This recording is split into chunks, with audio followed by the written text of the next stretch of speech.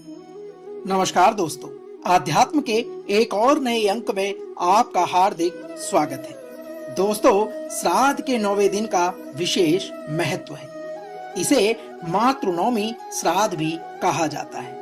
कहा जाता है इस दिन श्राद्ध कर्ता को ऐश्वर्य की प्राप्ति होती है। इसके अलावा मनचाहा दाम्पत्य सुख भी मिलता है।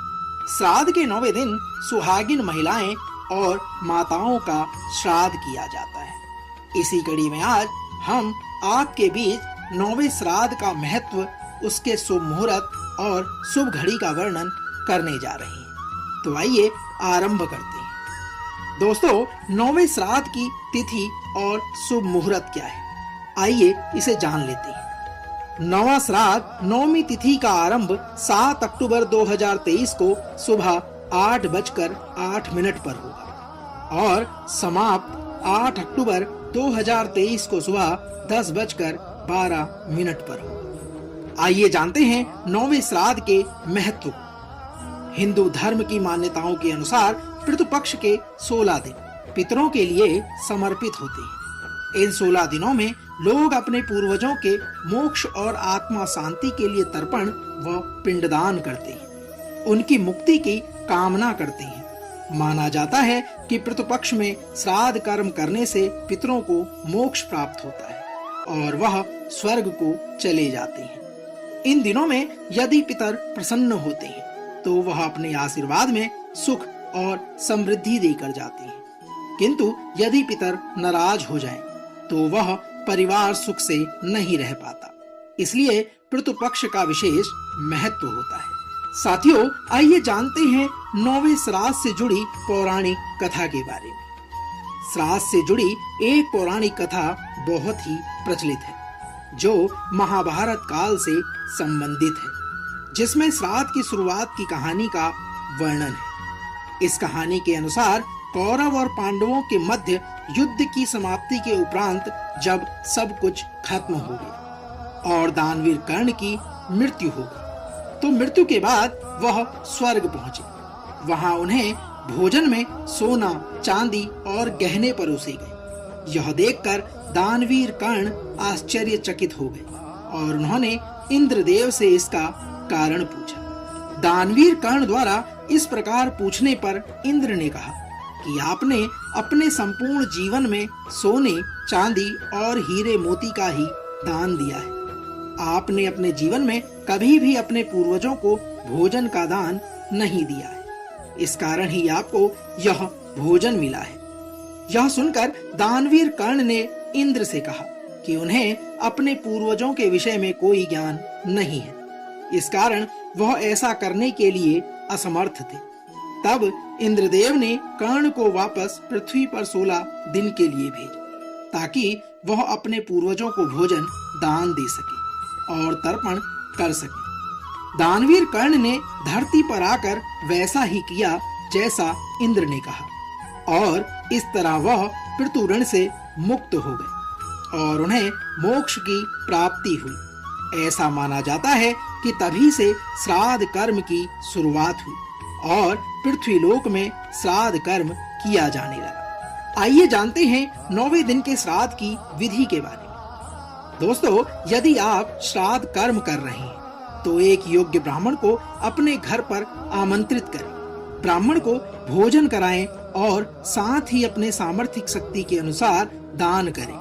श्राद्ध के दौरान पितरों को तर्पण देना चाहिए। यह कार्य दोपहर के समय ही किया जाता है। पितरों की पूजा करने और तर्पण के बाद भोजन का कुछ भाग गाय, कुत्ते, कौवे और चींटी के लिए निकालना चाहिए और जब आप इन्हें भोजन करा रहे हो तो उस समय अपने पितरों का स्मरण करते हुए भोजन ग्रहण करने की विनती करनी चाहिए। ऐसा माना जाता है कि वह कौवों के रूप में भोजन करने आते हैं। यदि संभव हो सके तो श्राद्ध कर्म को किसी नदी के किनारे अवश्य करना चाहिए, क्योंकि नदी के किनारे किए गए श्राद्ध कर्म का विशेष महत्व होता है। श्राद्ध के दौरान पितरों की पसंद का भोजन बनाना चाहिए और विशेष रूप से खीर अवश्य बनानी चाहिए। आइए जानते हैं 9वें श्राद्ध से जुड़े रहस्य के बारे में। दोस्तों, जिन व्यक्तियों की मृत्यु किसी दुर्घटना, शस्त्र प्रहार, सर्पदंश, विष, हत्या, अन्य किसी प्रकार से अस्वाभाविक मृत्यु और आत्महत्या हुई हो, तो ऐसे लोगों का श्राद्ध मृत्यु तिथि वाले दिन नहीं करना चाहिए। हिंदू धर्म में समस्त शुभ कार्यों के लिए दाहिने हाथ का प्रयोग बताया गया है। इस कारण दाहिने हाथ से श्राद्ध कर्म करना शुभ माना गया है। श्राद्ध कर्म 3 पीढ़ियों तक का ही किया जाता है। इसमें मातुकुल और पितृकुल अर्थात नाना और दादा दोनों ही शामिल होते हैं। तीनों पीढ़ियों से ज्यादा का श्राद्ध कर्म नहीं किया जाता। आइए जानते हैं 9वें श्राद्ध में क्या करें। साथियों, श्राद्ध पर्व में ब्राह्मण को बुलाकर भोजन अवश्य कराएं और उन्हें दान देकर संतुष्ट करें। ऐसा करने से पितृ प्रसन्न होते हैं।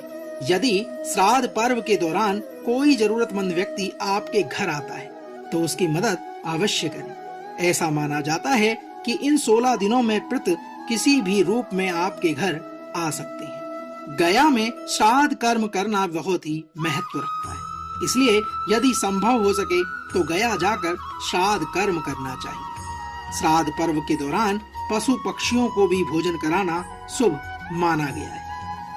आइए जानते हैं 9वें श्राद्ध के दिन क्या ना करें।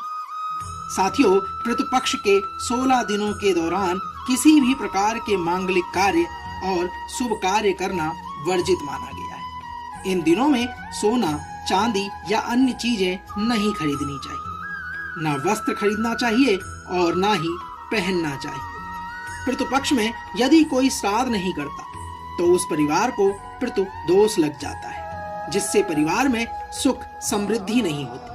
परिवार के पूर्वज नाराज हो जाते हैं और उनका आशीर्वाद भी नहीं मिल पाता। श्राद्ध के दौरान स्नान करते समय तेल, उबटन नहीं लगाना चाहिए। महिलाओं को श्राद्ध वाले दिन अपने बालों को भी धोना वर्जित माना गया है। दोस्तों, तो यह तो थी मातृनवमी 9वें श्राद्ध का महत्व, उसका शुभ मुहूर्त और उससे जुड़ी कथा का सार। हम आशा करते हैं कि आज का यह अंक आपको अवश्य पसंद आया होगा। कल एक और नए अंक के साथ फिर आपसे होगी मुलाकात। तब तक जय श्री हरि विष्णु।